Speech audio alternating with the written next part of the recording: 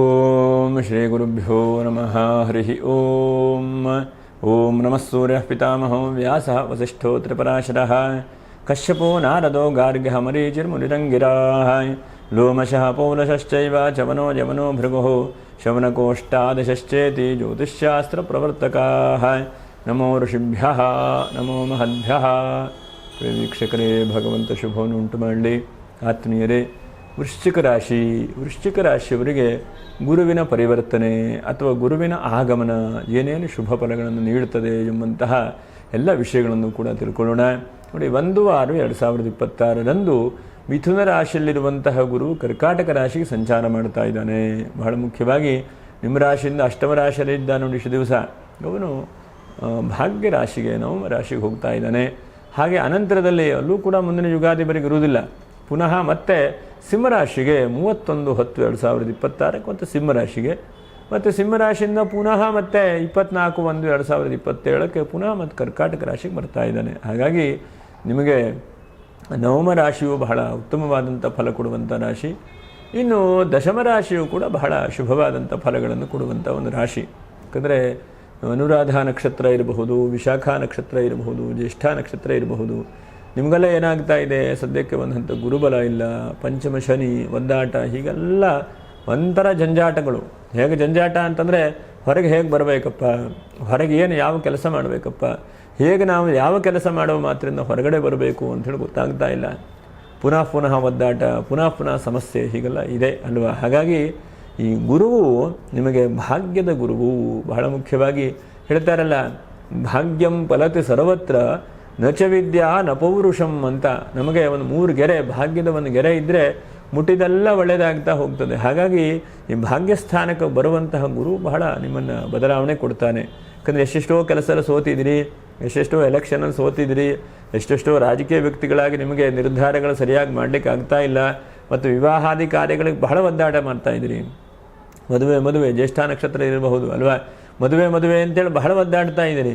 ಏನು ಮಾಡ್ರು ಮದುವೆ ಆಗೋದಿಲ್ಲ, ಏನು ಮಾಡಬೇಕು, ಪರಿಹಾರ ಮಾಡಲಿಕ್ಕೂ ಆಗೋದಿಲ್ಲ, ಸರಿಯಾದಂಥ ದಾರಿಯೂ ಕೂಡ ಆಗೋದಿಲ್ಲ, ಏನು ಮಾಡೋದು ಅಂಥೇಳಿ ಭಾರಿ ಒದ್ದಾಟದಲ್ಲಿದ್ದೀರಿ. ಹಾಗಾಗಿ ನೋಡಿ, ನವಮ ಭಾವ ಇರುವಂತಹ ಗುರುವು ನೋಡಿ ಏನೇನನ್ನು ಅನುಗ್ರಹ ಮಾಡ್ತಾನೆ ಅಂತಂದರೆ, ಭಾಗ್ಯ ಧರ್ಮ ಉದಯಾತ್ ಪುಣ್ಯ ತಪಃ ಸುತಾತ್ಮಜಾಹ ಎಂಬುದಾಗಿ ಕರೀತಾರೆ. ಹಾಗೆ ದಾನೋಪಾಯನ ಗುರುವೋ ಎಂಬುದಾಗಿ ಕರೀತಾರೆ. ಅಂದರೆ ನಮಗೆ ನವಮದಲ್ಲಿರುವಂತಹ ಗುರು ಭಾಗ್ಯವನ್ನು ಉದಯ ಮಾಡ್ತಾನೆ. ಒಂದನೇದಾಗಿ ವಿದ್ಯೆ, ಪೌರುಷ ಏನು ಇಲ್ಲದೇ ಇದ್ದರೂ ಕೂಡ ನಿಮಗೆ ಹೋದಂತಹ ಕೆಲಸ ಅನುಕೂಲ ಆಗಿ ಹೋಗ್ತದೆ. ಎಷ್ಟೋ ಸಲ ಒಂದೊಂದೇ ಭಾಷೆ ಬರುತ್ತೆ, ಅದರ ಹೊರದೇಶದಲ್ಲೂ ಕೂಡ ಹೋಗಿ ಅಲ್ಲಿ ಆಳ್ಕೊಂಡು ಬರ್ತಾರೆ ಅಲ್ವಾ. ಹಾಗಾಗಿ ಆ ಪೌರುಷ ಆಳುವಂಥದ್ದು ನಿಮಗೆ ಕೆಲಸ ಮಾಡುತ್ತೆ. ಅಂದರೆ ನಿಮ್ಮ ಮುಖ ನೋಡಿದ್ರೆ ಆ ಕೆಲಸ ಆಗಿ ಹೋಗುತ್ತೆ, ನೀವು ಹೋಗುವಂಥ ಸಮಯಕ್ಕೆ ಕ್ಲಿಕ್ ಆಗಿಬಿಡುತ್ತೆ. ಯಾಕಂದರೆ ಎಷ್ಟೋ ಸಲ ಹಾಗೆ ಅಲ್ವಾ, ಎಲ್ಲವೂ ಕೂಡ ಗೆಲ್ಲಬೇಕು ಅಂದರೆ ಕೆಲವೊಂದು ಲಕ್ಕು ಅಂತ ಹೇಳ್ತೇವಲ್ವಾ, ಆ ಲಕ್ಕೇ ಭಾಗ್ಯಸ್ಥಾನ. ಹಾಗಾಗಿ ಈ ಗುರುವಿನ ಪರಿವರ್ತನೆ ಹೇಳುವಂತೆ ನಿಮಗೆ ಈ ಲಕ್ಕನ್ನು ಉಂಟು ಮಾಡುತ್ತದೆ. ಜೀವನದಲ್ಲಿ ಏನೋ ಒಂದು ವೃದ್ಧಿಯಾದಂತಹ ದಾರಿಗಳನ್ನು ಕೂಡ ಕೊಡುತ್ತೆ. ಗುರುವು ನಿಮಗೆ ನಿಂತಹ ಕೆಲಸವನ್ನು ಪುನಃ ಆರಂಭ ಮಾಡ್ತಾನೆ. ಎಷ್ಟೋ ಕೆಲಸಗಳು ನಿಂತ್ಕೊಂಡಿರ್ತದೆ, ಏನಪ್ಪ ಏನು ಮಾಡಿದರೂ ಆಗುವುದಿಲ್ಲ. ಹಾಗಾಗಿ ನಿಂತಹ ಕೆಲಸಗಳು ಪುನಃ ಆರಂಭವಾಗುವಾಗ ಮಾಡ್ತಾನೆ ಗುರು. ನೋಡೋಣ ಏನೇನು ಕೊಡ್ತಾನೆ. ಒಂದನೇದಾಗಿ ಗುರು ನಿಮಗೆ ಲಾಭವನ್ನು ಕೊಡುವಂಥದ್ದು, ಮತ್ತು ಭಾಗ್ಯದ ದಾರಿಯನ್ನು ಕೊಡುವಂಥದ್ದು, ನಿಂತಹ ಕೆಲಸಗಳು ಪುನಃ ವೃದ್ಧಿಯಾಗುವಂಥ ಅವಕಾಶಗಳನ್ನು ಕೂಡ ಗುರು ನೀಡುತ್ತಾನೆ. ಮತ್ತು ಪಂಚಮದ ಶನಿ, ನಿಮಗೆ ಶನಿ ಪಂಚಮದಲ್ಲೇ ಇರ್ತಾನೆ. ಹಾಗಾಗಿ ಏನಾಗ್ತಾ ಇದೆ, ಹಣಕಾಸಿಗೆ ಮುಗ್ಗಟ್ಟು, ಹಣಕಾಸು ಎಲ್ಲೋ ಒಂದು ಕಡೆಗೆ ವ್ಯವಹಾರದಲ್ಲಿ ಸಿಕ್ಕಾಕೊಂಡಿದ್ದೀರಿ, ಅಥವಾ ಯಾರೋ ಒಬ್ಬರು ನಿಮಗೆ ದುಡ್ಡು ಕೊಡಬೇಕು, ನಿಮ್ಮ ಕೈಯಲ್ಲಿ ದುಡ್ಡಿಲ್ಲ, ಯಾರೋ ಕೊಡಬೇಕು, ಅವರು ಕೊಡಲಿಕ್ಕೆ ಅವ್ರಿಗೆ ಸರಿಯಾದಂಥ ಸಮಯವೋ ವ್ಯವಸ್ಥೆಯೋ ಆಗ್ತಾ ಇಲ್ಲ. ಇಂತಹ ಪರಿಸ್ಥಿತಿ ಇದ್ದಾಗ ಅವರಿಗೂ ಅನುಕೂಲವನ್ನು ಕೊಡ್ತಾನೆ ಗುರು. ಯಾಕಂದರೆ ನಿಮಗೆ ಅನುಕೂಲ ಆಗಬೇಕಂದ್ರೆ ಅವ್ರಿಗೆ ಅನುಕೂಲ ಆದರೆ ತಾನೇ. ಎಷ್ಟೋ ಸಲ ನಾವು ದೇವರಲ್ಲಿ ಬೇಡ್ಕೊಳ್ತಾ ಇರಬೇಕು, ನಾವು ಯಾರೊಬ್ಬರು ದುಡ್ಡು ಕೊಟ್ಟು ಸಿಕ್ಕಾಕೊಂಡಿದ್ದೇವೆ ಅಂತಂದರೆ ಭಗವಂತ ಅವರಿಗೂ ಒಳ್ಳೇದು ಮಾಡುವಂತ ಬೇಡ್ಕೊಳ್ತಾ ಇರಬೇಕು. ಯಾಕೆ ಅಂಥೇಳಿ, ಅವರಿಗೂ ದುಡ್ಡು ಬಂದರೆ ತಾನೇ. ಅವ್ರಿಗೆ ನೀವು ಬೈದು ಅವ್ರಿಗೆ ತೊಂದರೆ ಆಗಲಿ ಅಂತಂದರೆ ನಿಮಗೆ ಹಣ ಎಲ್ಲಿ ಬರುತ್ತೆ. ಅವರನ್ನು ಚೆನ್ನಾಗಿಟ್ಟರೆ ಭಗವಂತ, ಅವರು ಚೆನ್ನಾಗಿ ಅವ್ರಿಗೆ ಹಣ ಬಂದರೆ ತಾನೇ ನಿಮಗೆ ಕೊಡೋದು. ಹಾಗಾಗಿ ನಾವು ಹಣ ಕೊಡಬೇಕು ಅಂತೇಳಿ ಅವರನ್ನು ಬೈಕೊಳ್ಳಿಕ್ಕೆ ಹೋಗಬಾರ್ದು. ಭಗವಂತ ಅವ್ರಿಗೆ ಚೆನ್ನಾಗಿಡಪ್ಪ, ಅವ್ರಿಗೆ ಅನುಕೂಲ ಆಗುವಂಗೆ ಮಾಡು ಅಂತೇಳಿ ಬೇಡ್ಕೊಳ್ಬೇಕು. ನಿಮ್ಮನ್ನೇ ನೀವು ಬೇಡ್ಕೊಳ್ತಾ ಇರ್ತೀರಿ. ಯಾಕಂದರೆ ಎಲ್ಲವೂ ಕೂಡ ನನಗಾಗಲಿ ಅಂತೇಳಿ ನಾವು ಕೇಳ್ಕೊಳ್ತಾ ಇರ್ತೇವೆ. ನಮಗೆ ಒಳ್ಳೆಯದಾಗಲಿ, ನಮ್ಮ ಕುಟುಂಬಕ್ಕೆ ಒಳ್ಳೆಯದಾಗಲಿ, ನಮ್ಮವ್ರಿಗೆ ಒಳ್ಳೆಯದಾಗಲಿ, ಮಕ್ಕಳು ಚೆನ್ನಾಗಿ ಓದಲಿ, ನಮಗೆ ಒಳ್ಳೆಯ ಉದ್ಯೋಗ ಆಗಲಿ ಅಂತ ಕೇಳ್ಕೊಳ್ತಾ ಇರ್ತೇವೆ. ಆದರೆ ನಮಗೆ ಯಾರೋ ಒಬ್ಬರಿಗೆ ನಾವು ಹಣ ಕೊಟ್ಟಿದ್ದೇವೆ ಅಂತಾದರೆ ಆ ವ್ಯಕ್ತಿಗಳಿಗೂ ಕೂಡ ಒಳ್ಳೇದು ಮಾಡಲಿ ಭಗವಂತ. ಆ ವ್ಯಕ್ತಿಗಳಿಗೂ ಒಳ್ಳೆಯದಾದರೆ ಆಟೋಮೆಟಿಕ್ಕಾಗಿ ನಮ್ಮ ಹಣ ಬಂದೇ ಬರುತ್ತೆ ಅಲ್ವಾ. ಹಾಗಾಗಿ ಅದು ಬಹಳ ಮುಖ್ಯವಾಗಿ ಈ ಸಮಯದಲ್ಲಿ ನಿಮಗೆ ಕೊಡುವಂತಹ ವ್ಯಕ್ತಿಗಳಿಗೆ ಅನುಕೂಲತೆಗಳಾಗತ್ತೆ. ಮತ್ತು ಉತ್ತರೋತ್ತರ ಅಭಿವೃದ್ಧಿ ನೋಡಿ, ಉತ್ತರೋತ್ತರ ಅಭಿವೃದ್ಧಿ ಅಂತಂದರೆ ಮದುವೆ ಆಗಿದೆ, ಸಂತಾನ ಇಲ್ಲ, ಅಥವಾ ನಿಮಗೆ ಮದುವೆಯೇ ಆಗಲಿಲ್ಲ, ಸಂತಾನ ಅನಂತರದ ಮಾತಾಯಿತು. ಹಾಗಾಗಿ ಮದುವೆ ವ್ಯವಸ್ಥೆಗೆ ಏನೇನು ಅಡೆತಡೆಗಳು ತೊಂದರೆಗಳಿದೆಯೋ, ಕೆಲವು ದಿವಸ ಗುರುಬಲವೂ ಕೂಡ ಇರಲಿಲ್ಲ. ಹಾಗಾಗಿ ನಿಮ್ಮ ಸಂಪೂರ್ಣವಾದಂಥ ಗುರುಬಲ, ಭಾಗ್ಯದಲ್ಲಿರುವಂತಹ ಗುರುವು ಸಂಪೂರ್ಣವಾದಂತಹ ಗುರುಬಲವನ್ನು ಕೊಡುತ್ತಾನೆ, ಅಲ್ಪ ಗುರುಬಲ ಅಲ್ಲ. ಹಾಗಾಗಿ ಗುರುಬಲ ಬಂದುಬಿಟ್ರೆ ಎಲ್ಲ ಚಕ್ರ ಮುಂದೆ ಹೋಗುತ್ತೆ. ಹೇಗೆ ಅಂತಂದರೆ ಹೆಜ್ಜೆಯ ಮೇಲೊಂದು ಹೆಜ್ಜೆಯ ನಿಕ್ಕುತ, ಒಂದು ಹೆಜ್ಜೆ ಒಂದು ರೀತಿಯಲ್ಲಿ ಹಣ ಬಂತು, ಹಾಗೆ ಅದ್ರ ಮೇಲೆ ಮತ್ತೊಂದು ಹೆಜ್ಜೆ ಇಟ್ಟ ಲಕ್ಷ್ಮಿ ಅನುಗ್ರಹ ಮಾಡ್ತಾಳೆ. ಒಂದು ಸಲ ಮುಂದೆ ಚಕ್ರ ತಿರುಗಲಿಕ್ಕೆ ಶುರುವಾದರೆ ಬಿಸ್ನೆಸ್ಸು, ವ್ಯಾಪಾರ, ವ್ಯವಹಾರ ಎಲ್ಲವೂ ಕೂಡ ಮುಂದೆ ಹೋಗ್ತಾ ಇರ್ತದೆ. ರೊಟೇಷನ್ನು ಅಂತ ಹೇಳ್ತಾರಲ್ಲ, ಹಾಗಾಗಿ ಅಂತಹ ರೊಟೇಷನ್ ಅನುಕೂಲತೆಗಳನ್ನು ಗುರು ಅನುಗ್ರಹಿಸ್ತಾನೆ. ಎಷ್ಟೋ ಸಲ ನಾವು ಜೀವನದಲ್ಲಿ ನೋಡ್ತಾ ಇರ್ತೇವೆ, ಎಲ್ಲ ಅನುಕೂಲ ಆಗುತ್ತೆ ಅಂದ್ಕೊಳ್ತೇವೆ, ಒಂದು ದಿವಸ ಆಗಿ 2 ದಿವಸ ನಿಂತು ಹೋಗುತ್ತೆ. ಆದರೆ ಭಾಗ್ಯದ ಗುರುವು ನಿಮ್ಮ ಕೈಗೆ ಅನುಕೂಲತೆಗಳು ಗೊತ್ತಾಗುವಲ್ಲಿವರೆಗೂ ಕೂಡ ಗುರು ಅನುಗ್ರಹಿಸ್ತಾನೆ. ಈ ದಿನಸಿ ಅಂಗಡಿ ಇರಬಹುದು, ಹೋಟೆಲ್ ಇರಬಹುದು, ಅಥವಾ ದೊಡ್ಡ ದೊಡ್ಡ ರಿಯಲ್ ಎಸ್ಟೇಟ್ ಉದ್ಯಮಿಗಳು ಇರಬಹುದು. ಎಲ್ಲ ಚೆನ್ನಾಗಿದೆಯಪ್ಪ, ರಿಯಲ್ ಎಸ್ಟೇಟು ವ್ಯಾಪಾರ ವ್ಯವಹಾರಗಳು ಚೆನ್ನಾಗಿ ನಡೀತಾ ಇದೆ, ಆದರೆ ಯಾಕೋ ಫೈನಲ್ಲೇ ಆಗ್ತಾ ಇಲ್ಲ. ಚೆನ್ನಾಗಿ ನಡೀತಾ ಇದೆ ಅಂದ್ಕೊಳ್ತೇವೆ, ಫೈನಲ್ಲೇ ಆಗಿಲ್ಲ, ಅಡ್ವಾನ್ಸ್ ಬರಲಿಲ್ಲ, ಅಥವಾ ಸೇಲ್ ಆಗಲಿಲ್ಲ, ಅಥವಾ ಕಟ್ಟದಂತಹ ಬಿಲ್ಡಿಂಗ್ ಬಾಡಿಗೆಗೆ ಬರಲಿಲ್ಲ. ನಾವೇನು ಮಾಡೋದು? ಬಹಳ ಒತ್ತಡ ಅಲ್ವಾ. ಹಾಗೆ ಇಂತಹ ಸಮಸ್ಯೆಗಳಿಗೆ ಪರಿಹಾರವನ್ನು ಕೊಡ್ತಾನೆ. ಹಾಗೆ ಗುರುಗಳ ಅನುಗ್ರಹ ಆಗುವಾಗ, ಗುರುಗಳ ಅನುಗ್ರಹ ಅಂತಂದರೆ PhD ಮಾಡ್ತಾ ಇರ್ತೇವೆ, ಯಾರೋ ಒಬ್ಬರು ಗೈಡ್ಸ್ ನಿಮಗೆ ಬಹಳ ಚೆನ್ನಾಗಿ ಮಾಡಬೇಕು, ಅಥವಾ ಒಂದು ದೊಡ್ಡದಾದಂತಹ ವಿದ್ಯಾಲಯಕ್ಕೆ ಹೋಗಿ ನೀವು ಸೇರಿದಿರಿ, ನಿಮಗೆ ಯಾಕೋ ಅವ್ರು ಹೇಳ್ಕೊಟ್ಟಂಥದ್ದು ತಲೆಗೆ ಹೋಗ್ತಾ ಇಲ್ಲ, ಅರ್ಥ ಆಗ್ತಾ ಇಲ್ಲ. ಇಂತಹ ಪರಿಸ್ಥಿತಿಯಲ್ಲಿ ಆ ಗುರುವಿನ ಅನುಗ್ರಹದಿಂದ ನಿಮಗೆ ಅರ್ಥವಾಗುತ್ತೆ. ಯಾಕಂದರೆ ಇವತ್ತೆಲ್ಲ ಬಿಡಿ ಎಷ್ಟಂದ್ರೂ ಟ್ಯೂಷನ್ ಆಗಿದೆ. ನಾವು ಓದುವಾಗಲ್ಲ ಯಾವ ಟ್ಯೂಷನ್ನೂ ಇರಲಿಲ್ಲ, ಏನೂ ಇರಲಿಲ್ಲ. ಹಾಗಾಗಿ ನಾವೇ ಕಷ್ಟಪಟ್ಟು ಓದಬೇಕು, 1 ಸಲ ಅಲ್ಲ 2 ಸಲ ನಾವೇ ಅರ್ಥ ಮಾಡ್ಕೊಳ್ಬೇಕು, ಅಂತಹ ಪರಿಸ್ಥಿತಿ ಇತ್ತು. ಈಗೆಲ್ಲ 1ನೇ ಕ್ಲಾಸು 2ನೇ ಕ್ಲಾಸು ಟ್ಯೂಷನ್ ಶುರುವಾಗೋಗಿದೆ. ಹಾಗಾಗಿ ನಮ್ಮ ಏಕಾಗ್ರತೆಯನ್ನು ಗುರು ಜಾಸ್ತಿ ಮಾಡ್ತಾನೆ. ಬಹಳ ಮುಖ್ಯವಾಗಿ ನೋಡಿ, ಭಾಗ್ಯಸ್ಥಾನಕ್ಕೆ ಗುರು ಕಾಲಿಟ್ಟಾಗ ನಮ್ಮ ಏಕಾಗ್ರತೆ, ಏಕಸಂಧಿಗ್ರಾಹಿಗಳು ಅಂತೇಳಿ ಹೇಳ್ತಾರೆ, ನೀವು ಕೇಳಿರ್ತೀರಿ. ಒಂದು ಸಲ ಒಂದು ವಿಷಯ ಹೇಳಿದ ತಕ್ಷಣ ಅವರಿಗೆ ಅರ್ಥವಾಗುತ್ತೆ, ಅದಕ್ಕೆ ಏಕಸಂಧಿಗ್ರಾಹಿಗಳು ಎಂಬುದಾಗಿ ಹೇಳ್ತಾರೆ. ಹಾಗಾಗಿ ನಿಮ್ಮ ಏಕಾಗ್ರತೆಯು ಜಾಸ್ತಿಯಾಗಿ ನಿಮ್ಮಲ್ಲೇ ನಿಮಗೆ ಬೆಳವಣಿಗೆ ಆಗುತ್ತೆ. ವಿದ್ಯಾರ್ಥಿಗಳಿಗೆ ಕనుక ಅವಕಾಶಗಳಾಯಿತು, ಅನಂತರದಲ್ಲಿ ನಿಮಗೆ ನಿಮ್ಮ ಜಾಸ್ತಿಯಾದಂತಹ ಆ ಮೆಮೊರಿ ಪವರ್ ಜಾಸ್ತಿ ಆಗುತ್ತೆ. ಆ ಮನಸ್ಸಿನಲ್ಲಿ ದೃಢವಾದಂಥ ಏಕಾಗ್ರತೆ ಭಾವನೆ ಬರುತ್ತೆ. ಇವತ್ತಿನ ಜಂಜಾಟ ಜಗತ್ತಿನೆಲ್ಲ ಏಕಾಗ್ರತೆ ಬಹಳ ಕಡಿಮೆ ಆಗೋಗಿದೆ. ಈ ನಿಮ್ಮ ಫೋನ್ ನಂಬರ್ ಅಷ್ಟೇ ನೆನಪಿರಬಹುದೇ ಬಿಟ್ಟರೆ ಒಂದು 10 ಫೋನ್ ನಂಬರು ನೆನಪಿರುವಂಥದ್ದು ಕಷ್ಟ. ಹಾಗಾಗಿ ಅದೆಲ್ಲ ನಾವೇ ತೊಂದರೆ ಮಾಡ್ಕೊಳ್ತಾ ಇರುವಂಥದ್ದು. ಈಗ ನೋಡಿ, ಎಲ್ಲ ಕ್ಯಾಲ್ಕುಲೇಟ್ರು ಕೈಯಲ್ಲಿ ಬರೆಯುವಂಥದ್ದು, ಲೆಕ್ಕಾಚಾರ ಅಥವಾ ಮನಸ್ಸಿನಲ್ಲೇ ಲೆಕ್ಕಾಚಾರ ಹಾಕೋದೆಲ್ಲ ಹೋಗಿಬಿಟ್ಟಿದೆ. ಹಾಗಾಗಿ ನಾವು ಅದನ್ನೆಲ್ಲ ಜಾಸ್ತಿ ಮಾಡುವಂತಹ ಪ್ರಯತ್ನಗಳಾಗುತ್ತೆ. ಒಂದು ಸಲ ಯೋಚನೆ ಮಾಡಿ, ಇದೆಲ್ಲ ಆನ್ಲೈನು ಕಂಪ್ಯೂಟರ್ ಎಲ್ಲವೂ ಕೂಡ ತೊಂದರೆ ಆದರೆ ಏನಾಗುತ್ತೆ ಜಗತ್ತಿನಲ್ಲಿ? ನಾವೆಲ್ಲ ಕ್ಷಣಕ್ಕೂ ಅದನ್ನು ನಂಬ್ಕೊಳ್ತಾ ಇರ್ತೇವೆ. ಈಗೆಲ್ಲ ಬರವಣಿಗೆ ನಿಂತು ಹೋಗಿಬಿಟ್ಟಿದೆ ಅಲ್ವಾ. ಹಿಂದಿನ ಕಾಲದಲ್ಲಿ ಎಲ್ಲ ಲೆಕ್ಕಾಚಾರ ಬರವಣಿಗೆ ಎಲ್ಲವೂ ಕೂಡ ಇರ್ತಾಯಿತ್ತು, ಈಗೆಲ್ಲ ಡಿಜಿಟಲ್ ಆಗಿಬಿಟ್ಟಿದೆ. ಹಾಗಾಗಿ ಆದಷ್ಟು ಲೆಕ್ಕಾಚಾರಗಳು ಅಥವಾ ಕೋರ್ಟು ಕಚೇರಿಯಲ್ಲಿ ಕೆಲಸ ಮಾಡ್ತಾ ಇರುವಂಥ ವ್ಯಕ್ತಿಗಳು ನಿಮಗೆಲ್ಲ ಹೆಚ್ಚಿನದಾದಂಥ ಅವಕಾಶಗಳನ್ನು ಕೂಡ ಗುರು ಕೊಡ್ತಾನೆ. ಹಾಗೆ ತೋಟಗಾರಿಕೆ ಕ್ಷೇತ್ರ, ಯಾರೋ ಒಬ್ಬರಿಗೆ ಆಸೆ ಇದೆ, ಎಲ್ಲೋ ಒಂದು ಕಡೆಗೆ ಕೃಷಿ ಜಾಗವನ್ನು ಕೊಂಡ್ಕೊಳ್ಳೋಣ, ಇಂತಹ ವ್ಯವಸ್ಥೆ ಇದ್ದರೂ ಕೂಡ ಗುರು ಅನುಗ್ರಹಿಸ್ತಾನೆ.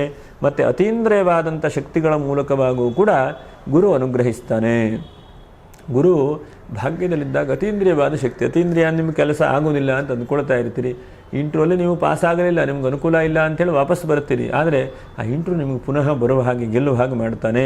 ಮತ್ತು ಮಂತ್ರಸಿದ್ಧಿಗಳಾಗುವಾಗೆ ಯಾವುದೋ ಒಂದು ದೇವತೆಗಳನ್ನು ಕುರಿತು ದಿವಸ ಜಪ ಮಾಡ್ತಾ ಇರ್ತೀರಿ, ಪೂಜೆ ಮಾಡ್ತಾ ಇರ್ತೀರಿ.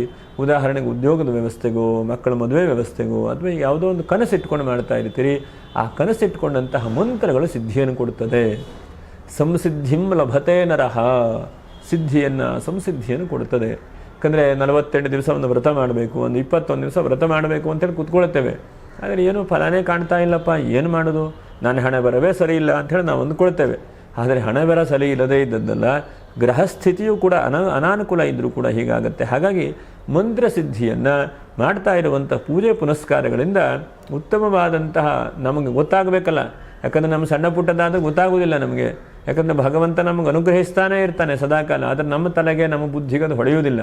ಹಾಗಾಗಿ ದೊಡ್ಡ ಥರದಲ್ಲಿ ಯಾವುದೋ ಒಂದು ನಮಗೆ ಗೊತ್ತಾಗಬೇಕಪ್ಪ. ಹಾಗೆ ಆ ಭಗವಂತನು ಅನುಗ್ರಹಿಸ್ತಾನೆ, ಶುಭಪ್ರದವನ್ನು ಅನುಗ್ರಹಿಸ್ತಾನೆ. ಶುಭ ಫಲ ಅಂತಂದರೆ ಯಾವುದೋ ಒಂದು ಮದುವೆಗೋಸ್ಕರ ಏನೋ ಪೂಜೆ ಪುನಸ್ಕಾರ ಮಾಡ್ತಾ ಇದ್ರಿ, ಮದುವೆ ಹೇಳುವಂಥದ್ದು ಆಗಲಿಕ್ಕೆ ದಾರಿಗಳಾಗುತ್ತೆ. ಮತ್ತು ಬಹಳ ಮುಖ್ಯವಾಗಿ ವ್ಯವಹಾರಗಳು ವೃದ್ಧಿಯಾಗುತ್ತೆ. ಬಿಸ್ನೆಸ್ ಮ್ಯಾನ್ಗಳು ಯಾರು ಇದ್ದೀರೋ, ಪಾರ್ಟ್ನರ್ಶಿಪ್ ಇರುವಂಥದ್ದು ಅಥವಾ ಬಿಸ್ನೆಸ್ ಮಾಡುವಂಥವರು ಅಥವಾ ದೊಡ್ಡ ದೊಡ್ಡ ಉದ್ಯಮ ಕಟ್ಟಬೇಕು ಅಂತಹ ವ್ಯಕ್ತಿಗಳು ಏನೋ ಒಂದು ಕನಸನಸಾಗುವಂಥದ್ದು. ಯಾಕಂದರೆ ಈಗ ನೋಡಿ, ಬಹಳ ಒದ್ದಾಡಿದಿರಿ, ಹಣಕಾಸಿಗಿರಬಹುದು ಅಥವಾ ಉದ್ಯೋಗಕ್ಕಿರಬಹುದು, ಬಹಳ ಒದ್ದಾಡ್ತಾ ಇದ್ದೀರಿ. ಇಂತಹ ಒದ್ದಾಟಗಳು ಕಡಿಮೆಯಾಗಿ ಒಂದು ಕಡೆಗೆ ಲಾಭಾಂಶಗಳು ಕೂಡ ಆಗುತ್ತೆ. ಪ್ರಬಲವಾದಂತಹ ಕೆಲಸದಲ್ಲಿ ಹಿಡಿತ ಬರುತ್ತೆ. ಅಂದರೆ ಇಡೀ ದಿವಸ ನಿಮಗೆ ಕೆಲಸ ಇರಲಿಲ್ವಾ? ಕೆಲಸ ಇತ್ತು, ಆದರೆ ಅದರ ಹಿಡಿತ ಇರಬೇಕು. ಯಾಕಂದರೆ ಯಾವುದೇ ಒಂದು ಭಾಷೆಯಲ್ಲೂ ಕೂಡ ಭಾಷೆ ತಿಳುವಳಿಕೆ ಇರುತ್ತೆ ಎಲ್ಲರಿಗೂ ಕೂಡ, ಆದರೆ ಭಾಷೆ ಹಿಡಿತ ಅಂತ ಹೇಳ್ತಾರಲ್ವ, ಅಂತಹ ಎಲ್ಲ ಪದ ಅರ್ಥ ಎಲ್ಲವೂ ಕೂಡ ಗೊತ್ತಾಗಬೇಕು. ಹಾಗೆ ಕೆಲಸದಲ್ಲಿ ನಾವೆಲ್ಲ ಆರಂಭದಿಂದ ಕೊನೆವರೆಗೂ ಕೂಡ ಸರಿಯಾದಂಥ ತಿಳುವಳಿಕೆ, ಅದರ ಪ್ರಬಲವಾದಂಥ ಶಕ್ತಿಗಳು ನಿಮ್ಮಲ್ಲಿರುತ್ತೆ. ಮತ್ತು ಒಂದು ಸಂಸ್ಥೆಯನ್ನು ಕಟ್ಟಿಕೊಂಡು ಬಾಸ್ ಆಗುವಂತಹ ಪರಿಸ್ಥಿತಿಯು ನಿಮಗೆ ಅವಕಾಶಗಳು ಕೊಡುತ್ತೆ. ಭಾಗ್ಯ ಆದದ್ರಿಂದ ಯಾವುದೋ ಒಂದು ಆಗತ್ತೋ ಇಲ್ಲೋ ಅಂಥೇಳಿ ದ್ವಂದ್ವದಿಂದ ಮನುಷ್ಯನ ಎಲ್ಲ ಅಲ್ವಾ. ಯಾಕಂದರೆ ಮನಸ್ಸು ಯಾವತ್ತೂ ಹುಷಾರೇ ಹೇಳ್ತಾ ಇರ್ತದೆ, ನೀನು ಲಾಸ್ ಆದರೆ ಏನು, ಏನು ಮಾಡಬೇಕು, ಅದು ಶುರು ಮಾಡ್ತಾ ಇದೆಯಾ, ಇದು ಹೋಗಲಿಲ್ಲ ಅಂತಂದ್ರೆ ಏನು, ನಷ್ಟ ಆಗಿಬಿಟ್ರೆ ಏನು, ಹೀಗೆ ನಮ್ಮ ಮನಸ್ಸು ಹಿಂದೆ ಎಳಿತಾನೆ ಇರುತ್ತೆ ಅಲ್ವಾ. ಹಾಗಾಗಿ ಒಂಥರ ಒಂದು ಕಾಲ ಹೊರಗಡೆ ಇಟ್ಟರು ಇನ್ನೊಂದು ಕಾಲ ಒಳಗಡೆಗೆ ಇರುತ್ತೆ, ಏನು ಮಾಡಬೇಕು ಅಂತೇಳಿ ಗೊತ್ತಿರೋದಿಲ್ಲ. ಇಂತಹ ಪರಿಸ್ಥಿತಿಯಲ್ಲಿ ಪ್ರಬಲವಾದಂಥ ಅನುಗ್ರಹದಿಂದ ಲಾಭಾಂಶಗಳು ಸಿಗುವ ಹಾಗಾಗುತ್ತೆ. ಒಂದು ಬ್ರ್ಯಾಂಚ್ ಮಾಡಿದರೆ ಮತ್ತೊಂದು ಮುಂದುವರೆದು ಆಗತ್ತೆ ಎಂಬುದನ್ನು ಕೂಡ ಹೇಳ್ತಾರೆ. ಹಾಗೆ ಮಕ್ಕಳಿಂದವೂ ಕೂಡ ಶುಭವಾಗುತ್ತೆ. ಯಾಕಂದರೆ ಮಕ್ಕಳು ಓದುವುದಿಲ್ಲ, ಮಕ್ಕಳೇನು ಪ್ರಯೋಜನ ಇಲ್ಲ, ಹೀಗೆಲ್ಲ ನಾವು ಅಂದ್ಕೊಳ್ತಾ ಇರ್ತೇವೆ. ಆದರೆ ಮಕ್ಕಳಿಗೆ ಸದ್ಬುದ್ಧಿಯೂ ಕೂಡ ಉಂಟಾಗುತ್ತೆ. ಯಾಕಂದರೆ ಬುಧ ಮತ್ತು ಗುರು ಎರಡೂ ಗ್ರಹಗಳು ಕೂಡ ಸದ್ಬುದ್ಧಿಯನ್ನು ಉಂಟು ಮಾಡ್ತಾರೆ. ಸದ್ಬುದ್ಧಿ ಬಹಳ ಮುಖ್ಯವಾದಂಥದ್ದಲ್ವ. ದುರ್ಬುದ್ಧಿ ಬೇಗನೆ ಬರುತ್ತೆ, ಆದರೆ ಸದ್ಬುದ್ಧಿಯನ್ನು ಕೊಡುವಂತಹ ಗುರುವು ಅನುಗ್ರಹಿಸ್ತಾನೆ. ಮತ್ತು ಅಧಿಕವಾದಂತಹ ಲಾಭಾಂಶಗಳು ಕೂಡ ಯಾವುದೋ ಒಂದು ರೀತಿಯಲ್ಲಿ ನೀವು ಪ್ರಮೋಷನ್ ಆಗುತ್ತೆ, ಅಥವಾ ಉದ್ಯೋಗ ಚೇಂಜ್ ಮಾಡಿಕೊಂಡು ಬೇರೆ ಯಾವುದೋ ಒಂದು ಹೊರದೇಶಕ್ಕೆ ಹೋಗಬೇಕು, ಇಂತಹ ಒಂದು ಅವಕಾಶಗಳು ಕೂಡ ಸಿಗುತ್ತೆ. ಅಥವಾ ಯಾವುದೋ ಒಂದು ಗೌರ್ಮೆಂಟಿನ ಕಾಮಗಾರಿಗಳು ನಿಮ್ಮ ಊರಿಗೆ ಬರಬೇಕು ಅಥವಾ ನಿಮ್ಮ ಜಾಗಕ್ಕೆ ಬರಬೇಕು ಅದಾಗುತ್ತೆ. ಅಥವಾ ಕೃಷಿ ತೋಟಗಳನ್ನು ಇನ್ನೂ ಬೆಳೆಸಬೇಕು, ಕೃಷಿಯಲ್ಲಿ ನಾನೇನೋ ಒಂದು ಮಾಡಬೇಕು, ಅಥವಾ ಯಾವುದೋ ಒಂದು ಸಬ್ಜೆಕ್ಟ್ ಇಟ್ಟಂದು PhD ಮಾಡಬೇಕು, ಅಥವಾ ದೊಡ್ಡದಾದಂಥ ಇಂಜಿನಿಯರ್ ಮಾಡಬೇಕು. ಹೀಗೆ ನಿಮ್ಮ ರೀತಿಯಾದಂತಹ ಭಾಗ್ಯಗಳು, ಉದ್ಯೋಗಕ್ಕೆ ಬೇಕಾದಂಥ ಭಾಗ್ಯಗಳು ಮತ್ತು ನಿಮ್ಮ ಹಣೆ ಬರಕ್ಕೆ ಬೇಕಾದಂಥ ಭಾಗ್ಯಗಳು. ಯಾಕಂದರೆ ನಮಗೆ ಲಕ್ಕು ತಿರುಗಬೇಕು ಅಂತ ಹೇಳ್ತೇವಲ್ವ. ಇಂಥ ಸಮಯದಲ್ಲಿ ಗುರುವಿಂದ ಬಹಳಷ್ಟು ಬದಲಾವಣೆಗಳಾಗುತ್ತೆ. ಹಾಗಾಗಿ ಗುರು ನಿಮಗೆ ಅದರ ಶುಭ ಫಲಗಳನ್ನು ಉಂಟು ಮಾಡ್ತಾನೆ. ಆದರೂ ಕೂಡ ಕೆಲವೊಂದಷ್ಟು ದಶಮಕ್ಕೆ ಹೋದಾಗ ಏನೇನು ಸ್ವಲ್ಪ ಜಾಗ್ರತೆ ಅಂತಂದರೆ, ಒಂದನೇದಾದಂತಹದ್ದು ಜಾಗ ಚೇಂಜ್ ಮಾಡ್ತಾ ಇರ್ತೀರಿ, ಬದಲಾವಣೆ ಮಾಡ್ತಾ ಇರ್ತೀರಿ. ಉದ್ಯೋಗ ಮತ್ತು ಮನೆ ಎರಡೂ ಕೂಡ ಹೇಳಬಹುದು. ಆ ವಿಷಯದಲ್ಲಿ ಸ್ವಲ್ಪ ಜಾಗ್ರತೆ. ದಿಢೀರ್ನೇ ಎಲ್ಲೋ ಒಂದು ಕಡೆ ಹೋಗಿ ತೀರ್ಮಾನ ತೆಗೆದುಕೊಂಡು ತೊಂದರೆಗೆ ಬಿದ್ದರೆ ಆ ತೊಂದರೆಯಿಂದ ಹೊರಗೆ ಬರಲಿಕ್ಕೆ ಆಗೋದಿಲ್ಲ, ಅಂತಹ ಪರಿಸ್ಥಿತಿ. ಯಾಕಂದರೆ ಹಿಂದೆ ನೋಡಿದಿರಿ ನೀವು ಎಷ್ಟು ಕಷ್ಟಪಡ್ತಾ ಇದ್ದೀರಿ ಅಂತ. ಹಾಗೆ ಎರಡನೇದಾಗಿ ಮನೆಯಲ್ಲಿ ಯಾವುದೋ ಒಂದು ಬಿಸ್ನೆಸ್ ಮಾಡ್ತಾ ಇರ್ತೀರಿ, ಅದು ದಿಢೀರ್ನೇ ಹೋಗಿ ದೊಡ್ಡದಾಗಿ ಮಾಡಲಿಕ್ಕೆ ಶುರು ಮಾಡಿಬಿಡ್ಬೋದು. ಸ್ವಲ್ಪ ಸಮಯ ತೆಗೆದುಕೊಳ್ಳೋದು, ಏನಾಗುತ್ತೆ ಲಾಭ ನಷ್ಟಗಳು ಗೊತ್ತಾಗಲಿ ನಿಮಗೆ, ಅನಂತರ ಅದನ್ನು ತೀರ್ಮಾನ ಮಾಡಿಕೊಳ್ಳಿ. ಮೂರನೇದಾಗಿ ಕಾನೂನಿನ ತೊಡಕುಗಳು, ಹೋರಾಟಗಳೇನಾದರೂ ಇದ್ದರೆ ತುಂಬ ಯೋಚನೆ ಮಾಡಿಕೊಂಡು ತೀರ್ಮಾನ ತೆಗೆದುಕೊಳ್ಳಿ. ದಿಢೀರ್ನೇ ಏನೋ ಒಂದು ನಿರ್ಧಾರ ಮಾಡಿಬಿಡುವಂಥದ್ದು, ಅದಕ್ಕೆ ಹೋಗಿ ತೊಂದರೆಗೆ ಹಾಕ್ಕೊಳ್ತೀರಿ. ಹಾಗಾಗಿ ಅದನ್ನು ಮಾಡ್ಕೊಳ್ಳಿಕ್ಕೆ ಹೋಗಬೇಡಿ. ಹಾಗೆ ರಾಜಕೀಯ ವ್ಯಕ್ತಿಗಳು ಕೂಡ ದಿಢೀರ್ನೇ ತೀರ್ಮಾನಗಳು ಬೇಡ, ಸ್ವಲ್ಪ ಯೋಚನೆ ಮಾಡಿಕೊಂಡು ಹೇಗೆ ಮಾಡಿದ್ರೆ ಅನುಕೂಲ ಆಗಬಹುದು. ಒಂದು ದಿವಸ ಬಿಟ್ಟುಬಿಡಿ, ಎರಡನೇ ದಿವಸಕ್ಕೆ. ಹಾಗೆ ಐದನೇದಾಗಿ ನಿಮ್ಮ ಜೀವನದ ಎಕ್ಸ್ಪೆನ್ಸಿವ್, ಒಂದು ದಿವಸ ಬಿಡಿ, ಏನಾಗುತ್ತೆ ನೋಡೋಣ, ನಾಳೆಗೆ ಅದು ಅಗತ್ಯ ಇದೆಯೋ, ಅಗತ್ಯ ಇದ್ದಾಗ ಮಾತ್ರ ಕೊಂಡ್ಕೊಂಬನ್ನಿ. ಇಲ್ಲ ಅಂತಂದರೆ ಇವತ್ತು ಎಲೆಕ್ಟ್ರಿಕಲ್ ಸಾಮಾನು ಇರಬಹುದು, ಬೇರೆ ಬೇರೆ ವಸ್ತುಗಳೆಲ್ಲ ಕೆಲವೊಂದು ಸಲ ತಂದ ಮೇಲೆ ಸೆಕೆಂಡ್ ಹ್ಯಾಂಡ್ ಆಗುತ್ತೆ, ಏನಕ್ಕೂ ಪ್ರಯೋಜನ ಬರೋದಿಲ್ಲ. ಹಾಗಾಗಿ ವಸ್ತುಗಳನ್ನು ಕೊಂಡುಕೊಳ್ಳುವಾಗ ಬಹಳ ಜಾಗ್ರತೆ. ಯಾಕಂದರೆ ಭಾಗ್ಯ ಇದೆ, ಆಫರ್ ಇರುತ್ತೆ, ಹೋದ ತಕ್ಷಣವೇ TV, ಮೊಬೈಲು, ಇದು ಕಂಪ್ಯೂಟರ್, ಹೀಗೆ ನೂರಾರು ಆಫರ್ಗಳಿರುತ್ತೆ. ಆದರೆ ನಮಗೇನು ಬೇಕು, ನಮ್ಮ ಜೋಬಿಗೆ ಏನು ಹೊರೆ ಆಗಬಾರ್ದು, ನಮ್ಮ ಜೀವನ ಮಾಡಲಿಕ್ಕೆ ಅಗತ್ಯತೆ ಏನಿದೆ, ಅತ್ಯಗತ್ಯ ಅಂತ ಹೇಳಬಹುದು ಅಲ್ವಾ. ಇವತ್ತಿನ ಕಾಲಕ್ಕೆ ಅತ್ಯಗತ್ಯ ಮೊಬೈಲ್ ಒಂದು ಬೇಕು, ಒಂದು ಲ್ಯಾಪ್ಟಾಪ್ ಬೇಕು, ಈಗ ನೋಡಿ ನಾವು ವಿಡಿಯೋ ಮಾಡ್ತಾ ಇದ್ದೇವೆ, ಒಂದು ಕ್ಯಾಮ್ರಾ ಬೇಕು, ಹೀಗೆ ಕೆಲವೊಂದು ಸ್ಟುಡಿಯೋ ಬೇಕು. ಇದು ಅಗತ್ಯವಾದಂಥ ವಸ್ತುಗಳು. ಆದರೆ ಎಲ್ಲವೂ ಜೀವನದಲ್ಲಿ ಅಗತ್ಯವಲ್ಲ ಅಲ್ವಾ. ಈಗ ನಮಗೆ ಎಷ್ಟು ಕಡಿಮೆಯಿಂದ ನಾವು ಖರ್ಚು ಮಾಡಬಹುದು ಅದನ್ನು ಕೂಡ ಚಿಂತನೆ ಮಾಡಿಕೊಳ್ಳಿ. ಅದರ ಭಾಗ್ಯ ಬಂದ ತಕ್ಷಣವೇ ಆಫರ್ ಬರುತ್ತೆ ಅಂತ ಹೇಳಿದೆ, ಅದರ ಆಫರ್ ಬಂದಿದೆ ಹೇಳಿ ಎಲ್ಲವೂ ನಮಗೆ ಬೇಕಾ? ಖಂಡಿತವಾಗೂ ಬೇಡ. ನಮಗೆ ಎಷ್ಟು ಬೇಕೋ ಅಷ್ಟು ಸಾಕು. ಹಾಸಿಗೆ ಇದ್ದಷ್ಟೇ ಕಾಲು ಚಾಚು. ಹಾಗಾಗಿ ಅಷ್ಟನ್ನೇ ತಿಳ್ಕೊಳ್ತಾ, ಅಷ್ಟನ್ನೇ ಮಾಡ್ತಾ ನಾವು ಮುಂದುವರಿಯೋಣ. ಒಟ್ಟಿನಲ್ಲಿ ಗುರುವಿನ ಬಲ ಸಂಪೂರ್ಣವಾಗಿ ಬರುತ್ತೆ, ಗುರುವಿನ ಬಲ ಇರುತ್ತೆ ಅಂತ ಹೇಳ್ತಾ, ನಕ್ಷತ್ರ ಪರಿಹಾರಗಳೇನು ನೋಡಿ. ಬಹಳ ಮುಖ್ಯವಾಗಿ ವಿಶಾಖ ನಕ್ಷತ್ರ 4ನೇ ಪಾದ. ನೀವು ಎಷ್ಟು ಸಾಧ್ಯ ಆಗುತ್ತೋ ಅಷ್ಟು ರಾಮ ಮಂತ್ರವನ್ನೇ ಸ್ಮರಣೆ ಮಾಡಿ. ರಾಮನಾಮ ಸ್ಮರಣೆಯಿಂದನೂ ಕೂಡ ಗುರು ಅನುಗ್ರಹಿಸ್ತಾನೆ. ರಾಮನಾಮ ಸ್ಮರಣೆ. ಇನ್ನು ಜ್ಯೇಷ್ಠ ನಕ್ಷತ್ರದವರು ಎಷ್ಟು ಸಾಧ್ಯ ಆಗುತ್ತೋ ಅಷ್ಟು ಗುರು ಚರಿತ್ರೆ ಪಾರಾಯಣೆ ಅಥವಾ ದತ್ತಾತ್ರೇಯ ಸ್ತೋತ್ರವನ್ನು ಪಠನೆ ಮಾಡಿ. ಅನುರಾಧ ನಕ್ಷತ್ರದವರು ಎಲ್ಲೆಲ್ಲೇ ನೀವು ಅನ್ನದಾನ ನಡೀತದೆ ಅಲ್ಲಿ ಹೋಗಿ ನಿಮ್ಮ ಕೈಲಾದಷ್ಟು ಅಷ್ಟು ಇಷ್ಟು ಅಂತೇನಿಲ್ಲ ಅದಕ್ಕೆ ಸಹಾಯ ಮಾಡಿ. ನಿಮ್ಮಿಂದ ಅದಕ್ಕೆ ಕೊಡಲ್ಲ ಪಡಿ. ಯಾಕಂದರೆ ತ್ಯಾಗೇ ನೈಕೆ ಅಮೃತತ್ವಮಾನುಷು, ಎಷ್ಟೆಷ್ಟು ತ್ಯಾಗ ಮಾಡ್ತೇವೆಯೋ ಅಷ್ಟಷ್ಟು ಆ ಭಗವಂತನು ಅನುಗ್ರಹಿಸ್ತಾನೆ. ಹಾಗಾಗಿ ನಾವು ಯಜ್ಞ ಹೋಮ ಹವನವನ್ನು ಮಾಡುವಾಗ ಇದು ನನ್ನದಲ್ಲ ಭಗವಂತ ಎಲ್ಲ ನಿನಗೆ ಸಮರ್ಪಣೆ ಮಾಡ್ತಾ ಇದ್ದೇನೆ ಹೇಳುವಂಥ ಭಾವನೆಯನ್ನು ಮಾಡ್ತೇವೆ. ನಾನು ಹೇಳಿದಾಗ ನಾವು ಕೆಳಗಡೆ ಹೋಗ್ತಾ ಇರ್ತೇವೆ. ನನ್ನದೇನಿಲ್ಲ ಭಗವಂತ ನಡೆಸ್ತಾ ಇದ್ದಾನೆ ಅಂತ ಹೇಳ್ತಾ ಇದ್ದಂತೆ ಆ ಭಗವಂತನು ಅನುಗ್ರಹಿಸ್ತಾನೆ. ನಮ್ಮ ಒಳಗಡೆಗೆ ಚೈತನ್ಯವನ್ನು ಕೊಟ್ಟು ಆತ್ಮ ಚೈತನ್ಯವನ್ನು ಅನುಗ್ರಹಿಸ್ತಾನೆ. ಆತ್ಮಚೈತನ್ಯ ಇನ್ನೂ ಜಾಗ್ರತೆ ಆಗುವ ಹಾಗೆ ಇನ್ನು ಬೆಳವಣಿಗೆ ಆಗುವಾಗ ಭಗವಂತ ಅನುಗ್ರಹಿಸ್ತಾನೆ. ಹಾಗಾಗಿ ಒಟ್ಟಿನಲ್ಲಿ ವೃಶ್ಚಿಕ ರಾಶಿಯವರು ಗುರುಬಲ ಬಂದಿದೆ. ಎಲ್ಲ ರೀತಿಯಾದಂತಹ ಭಾಗ್ಯ ಲಾಭ ನಿಮ್ಮದಾಗಲಿ ಅಂತ ಹೇಳ್ತಾ ನಾವು ಗುರುಗಳಲ್ಲೂ ಪ್ರಾರ್ಥನೆ ಮಾಡೋಣ. ಹಾಗೆ ಯಾರು ಲೈಕ್ ಮಾಡಿಲ್ಲ ಅಂಥವ್ರು ಒಂದು ಲೈಕ್ ಮಾಡಿ, ಹಾಗೆ ಸಬ್ಸ್ಕ್ರೈಬ್ ಮಾಡಿ. ಹಾಗೆ ಮುಂದಿನ ವಿಡಿಯೋದಲ್ಲಿ ಮತ್ತೆ ಭೇಟಿ ಮಾಡೋಣ. ನಮಸ್ಕಾರ. ಲೋಕಾ ಸಮಸ್ತ ಸುಖಿನೋ ಭವಂತು, ಸಮಸ್ತ ಸನ್ಮಂಗಲಾನೇ ಭವಂತು. ನಮಸ್ಕಾರ. ಶ್ರೀಧರ ಸ್ವಾಮಿಗಳ ಅನುಗ್ರಹದಿಂದ ಶುಭವಾಗಲಿ, ಮಂಗಲವಾಗಲಿ. ಗುರುಗಳನ್ನು ನಾವು ನಾಮಸ್ಮರಣೆ ಮಾಡೋಣ. ಓಂ ನಮಃ ಶಾಂತಾಯ ದಿವ್ಯಾಯ ಸತ್ಯಧರ್ಮಸ್ವರೂಪಿಣೆ ಸ್ವಾನಂದಾಮೃತದೃಪ್ತಾಯ ಶ್ರೀಧರಾಯ ನಮೋ ನಮಃ. ಭಗವಾನ್ ಸದ್ಗುರು ಶ್ರೀ ಶ್ರೀಧರ ಸ್ವಾಮಿ ಮಹಾರಾಜ ಕೀ ಜೈ. ಅವಧೂತ ಚಿಂತನ ಶ್ರೀ ಗುರುದೇವ ದತ್ತ. ನಮಸ್ಕಾರ.